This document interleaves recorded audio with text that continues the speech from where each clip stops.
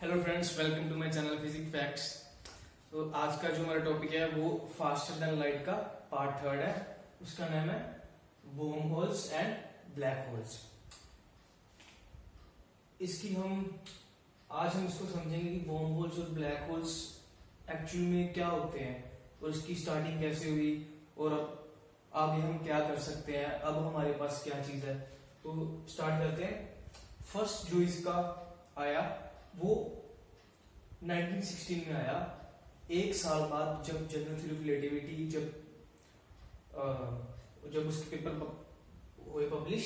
उसके बाद आया कार्ल स्क्वार्ट्ज का नाम का एक साइंटिस्ट था, उसने शुरू किया उसने क्या किया, एक आइंस्टाइन की जो इक्वेशन थी ना जनरल थ्योरी ऑफ रिलेटिविटी की, जिसे हम कहते हैं आइंस्टाइन इक्वेशंस ऑफ जीआरटी, उस इक्वेशन को यूज करके उसने एक इक्वेशन का सोल्यूशन निकाला।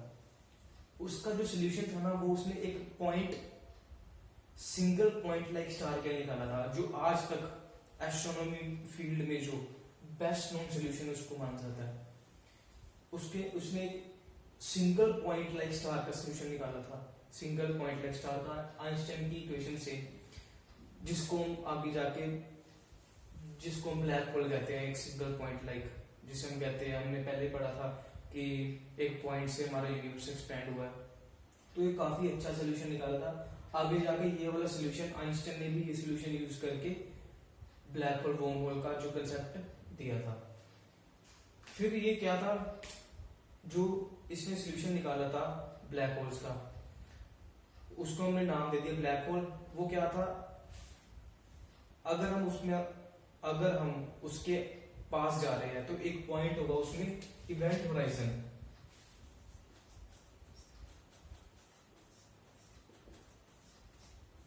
इवेंट होराइजन उसमें एक पॉइंट होगा जिसके आगे अगर हम उस पॉइंट तक चले गए तो हम कभी वापस नहीं आ सकते। अगर हमें वापस आना है उस पॉइंट के बाद तो हमें स्पीड ऑफ लाइट से ज्यादा ट्रैवल करना होगा। अगर हमें इवेंट होराइजन से वापस आना है तो ये हो गया एक वन वे, अब हम जा सकते हैं सिर्फ वन वे। अगर हम इवेंट होराइजन के पास जा रहे हैं तो उसकी ग्रेविटेशनल पुल इतनी स्ट्रॉन्ग है, वो हमारे जो बॉडी के पार्ट्स है वो ब्रेक कर देगा सारे।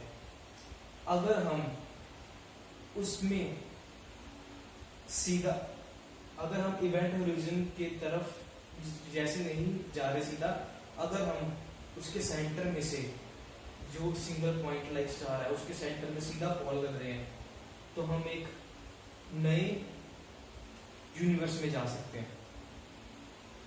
उसका आइंस्टाइन ने 1935 में उसको दिया था नाम आइंस्टाइन रोसन ब्रिज, जो एक ब्रिज की तरह एक्ट करता है। अगर हम उसके अंदर चलेंगे तो हमने उसके अंदर फ्री फॉल किया तो हम किसी और साइड में, उसकी दूसरी साइड में पहुंच सकते हैं। तो उसका नाम दिया आइंस्टाइन रोसन ब्रिज 1935 में, जिसको हम कहते हैं वर्म होल। वर्म होल क्या है, ये तो था सिंगल पॉइंट लाइक स्टार, क्या था, ब्लैक होल।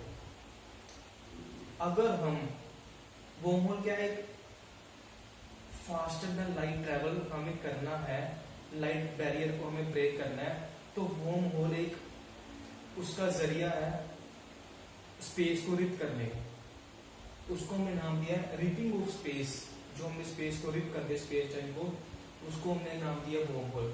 ब्लैक होल तो हमें जो दिख रहा है, जैसे एक इंसान बाहर खड़ा है, ऑब्जर्वर, वो देख रहा है कि एक पर्सन इवेंट होराइजन के पास जा रहा है। तो जैसे ही हम जाते चले जाएंगे तो उसको लगेगा कि time, we are slowing down in time, हम टाइम में स्लो डाउन हो रहे हैं, क्योंकि टाइम एग्जिस्ट नहीं करता सिंगल पॉइंट लाइक स्टार में। Even light can not escape this strong gravitation pull और ब्लैक होल। अगर हम फ्री फॉल करते हैं तो हम किसी और जगह पहुंच सकते हैं, ये प्रेडिक्शन है। तो उसको नाम दे दिया, जो ब्रिज है उसको नाम दे दिया वर्म होल। तो एक 1939 में आइंस्टाइन ने पेपर भी एक पब्लिश किया था, जिसमें उसने बताया था कि जो स्पिनिंग है, जो डस्ट है, डस्ट सैंड है, डस्ट है, जो भी है गैस लाइक है, वो कभी भी ब्लैक होल में चेंज नहीं हो सकती। वो सिंगल ऐसे जो सोल्यूशन निकला था, इसमें ऐसे सोल्यूशन में रियलिटी में नहीं चेंज हो सकती। फिर एक आर्थर एडिंगटन नाम का एक एस्ट्रोफिजिसिस्ट था, जिसने कहा था कि स्टार अगर ऐसे बिहेव करेगा तो नेचर उसको अलाउ नहीं करती कि वो ऐसे अपसर्ड वे में वो बिहेव करे। ऐसे बिहेव स्टार नहीं कर सकता, उसने कहा था कि नेचर अलाउ नहीं। तो जो हमने पहले देखा है, आइंस्टाइन ने, आर्थर एडिंगटन ने जो कहा कि नेचुरल मीन से हमारे पास ये वाला सिंगल पॉइंट लाइक स्टार हमारे पास नहीं बन सकता, क्योंकि हमें नहीं पता था कि ये बना कैसे है। सिर्फ हमें आइंस्टाइन की इक्वेशन का सॉल्यूशन पता था कि ऐसा कुछ हो सकता है। तो फिर जो इसकी रियलिटी थी वो बिल्कुल ही बदल चुकी थी जब Robert Oppenheimer and student Hartland Snyder ने एक पेपर पब्लिश किया, जो उन्होंने कहा था, उसमें लिखा था कि नेचुरल मीन से भी, नेचुरल ट्रांसफॉर्मेशन है जो, उससे भी ब्लैक होल टाइप का कुछ बन सकता है।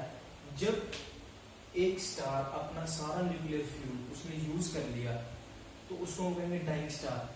When dying star used up its nuclear fuel, तो वो अपनी ही ग्रेविटी, अपनी ही ग्रेविटेशन पुल से कंप्रेस हो जाता है। उन्होंने कहा अगर वो इवेंट होराइजन तक पहुंच गया तो कोई भी नेचुरल लॉ, कोई भी नेचुरल फोर्स उसे ब्लैक होल में कन्वर्ट करने से नहीं रोक सकती। ये था उन्होंने दिया था।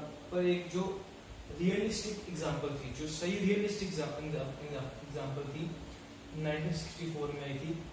न्यूजीलैंड मैथमेटिशियन था रोएकर, उसने कहा था कि एक जैसे कोई भी ऑब्जेक्ट है, जैसे जैसे वो स्पिन करेगा fast, spin faster as they shrink, वो वैसे वैसे श्रिंक होता चला जाएगा। जैसे एक स्केटर है, जो स्केटर होता है वो अपनी जो आर्म्स है वो जब क्लोज करता है तो उसकी स्पीड इंक्रीज होती है स्पिन करते करते। वैसे ही जैसे स्पिन कोई ऑब्जेक्ट फास्ट करेगा वो श्रिंक होता चला जाएगा। पर इसमें एक चेंज था, जैसे स्क्वार्ट्ज ने हमें बताया था, जिसने सोल्यूशन निकाला था आइंस्टाइन की इक्वेशन का, एक सिंगल पॉइंट लाइक है स्टार हमारे पास।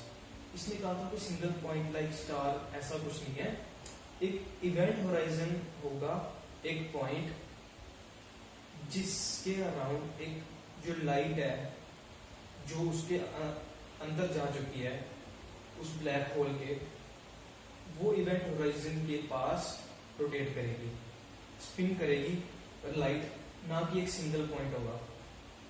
अगर हम इवेंट होराइजन के पास जाते हैं तो कोई भी पर्सन अनफॉर्चुनेटली उसके पास जाता है तो वो खत्म हो जाएगा। अगर हम उसमें फॉल करते हैं तो वो आइंस्टाइन रोजन ब्रिज से पास होकर किसी भी यूनिवर्स में चला जाएगा। अगर वो सेकेंड टाइम पास करता है आइंस्टाइन रोजन ब्रिज तो किसी और यूनिवर्स में चला जाएगा। अगर वो थर्ड टाइम तो किसी और यूनिवर्स में।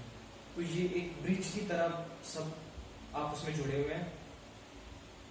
जैसे ट्रीज की ब्रांचेस होती हैं काफी सारी, मुझसे इमेजिन कर सकते हैं, वैसे ही ब्लैक होल की एक ब्रांचेस। इन्होंने कहा है कि अगर हम 1 2 3 4 बार ट्राई करेंगे ब्लैक होल में फॉल होने का, तो हम किसी भी यूनिवर्स में, डिफरेंट यूनिवर्स में हम डिफरेंट टाइम्स जा सकते हैं, तो हम वापस नहीं आ सकते। इसीलिए हमने इसको नाम दिया नॉन ट्रांसवर्सेबल वर्म होल्स।